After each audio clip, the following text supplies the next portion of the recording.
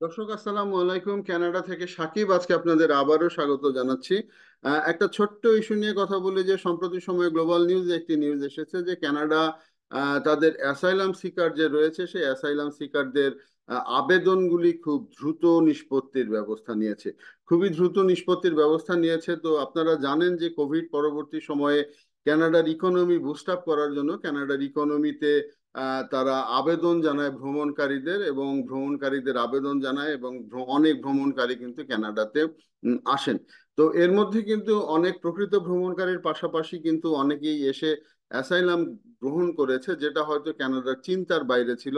যে এই পরিমাণ অ্যাসাইলাম এসেই যে তারা থেকে যাওয়ার চিন্তা ভাবনা করবে সেটা কানাডা হয়তো ভাবতে পারেনি, কিংবা জানি না ভেবেছিল কিনা।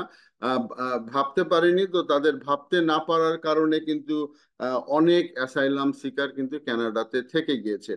বিশেষ করে মেক্সিকো থেকে একটা সময় যখন ভিসার প্রয়োজন হতো না, মেক্সিকো থেকে আসছে, ভারত থেকে আসছে, পাকিস্তান, বাংলাদেশ, মিডল ইস্টের বিভিন্ন দেশ থেকে এসে তারা কিন্তু কানাডাতে থেকে যাওয়ার চেষ্টা করেছে, এবং অনেকেই ভেবেছে যে সেটা হচ্ছে যে অ্যাসাইলাম হচ্ছে কানাডার, বা ভিজিট ভিসা এসে অ্যাসাইলাম ক্লেম করা কানাডার ইমিগ্রেশনের একটি পার্ট। কিন্তু বিষয়টা কিন্তু সেটা না। তো গত বছর ফেব্রুয়ারি মাস পর্যন্ত কানাডাতে প্রায়, এই বছর ফেব্রুয়ারি মাস পর্যন্ত 2024 সালের ফেব্রুয়ারি পর্যন্ত কানাডা অলরেডি ডিপোর্টেশনই অর্ডার হয়ে গিয়েছে 28,000 মানুষকে, অর্থাৎ 28,000 মানুষকে অর্ডার দিয়ে দেওয়া হয়েছে যে তোমরা চলে যাও। কিন্তু কানাডা হয়তো বিভিন্ন কারণে তারা যাচ্ছেন না, এবং যার ফলে লোকবলের কারণে কিন্তু, বা বিভিন্ন পলিসির কারণে তাদেরকে এখনো সরাতে পারেনি। তবে এই আইনগুলি কিন্তু দ্রুত বাস্তবায়ন করবে এবং দ্রুত সিদ্ধান্ত নিবে। এবং যে জিনিসটা দেখা দিয়েছে যে সেটা হচ্ছে যে শুধুমাত্র গত মার্চ 2024 সালে 46,700 জন মানুষ কানাডাতে অ্যাসাইলাম ক্লেম করেছে। 46,700 মানুষ কানাডাতে অ্যাসাইলাম সিক করেছে, যেটা গত বছরের তুলনায় কিন্তু প্রায় 62,000 অ্যাসাইলাম, 62 ভাগ অ্যাসাইলাম সিকার বেশি। অর্থাৎ এই 46,700 যারা আবেদন করেছে, এটা কিন্তু গত বছরের তুলনায় প্রায় 62% বেশি। আর অন্যদিকে কানাডার কাছে এই মুহূর্তে কিন্তু ব্যাকলগ রয়েছে প্রচুর, এবং এই মুহূর্তে ব্যাকলগ রয়েছে প্রায় 1,86,000 ব্যাকলগ রয়েছে। অর্থাৎ আবেদন করেছে, সে আবেদনের নিষ্পত্তি হয়নি।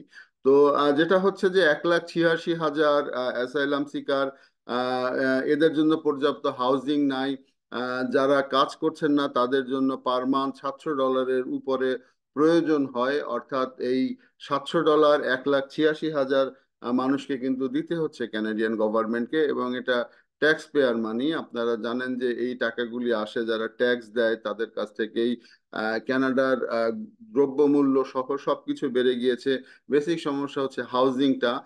বাড়ি ভাড়া বেড়ে গিয়েছে কানাডায়, বাড়ির দাম হাতের নাগালের বাইরে। তো সব মিলিয়ে যারা প্রকৃত অ্যাসাইলাম সিকার তাদের কোনো সমস্যা নেই, অবশ্যই তাদের ফাইলগুলি নিয়ে আগাবে। কিন্তু যে ফাইলগুলিতে সমস্যা রয়েছে সেগুলি কানাডা খুব দ্রুত নিষ্পত্তি করবে, এবং দ্রুত নিষ্পত্তি করে যাদের প্রকৃত অ্যাসাইলাম প্রয়োজন তাদেরকে অবশ্যই কানাডা রেখে দিবে, এবং বাকিদের হয়তো ডিপোর্ট হতে হবে।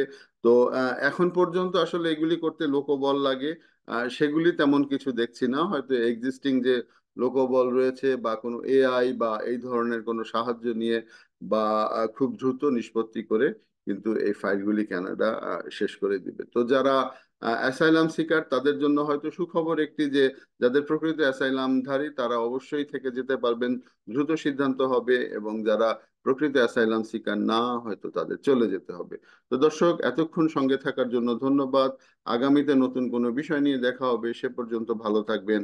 আসসালাম।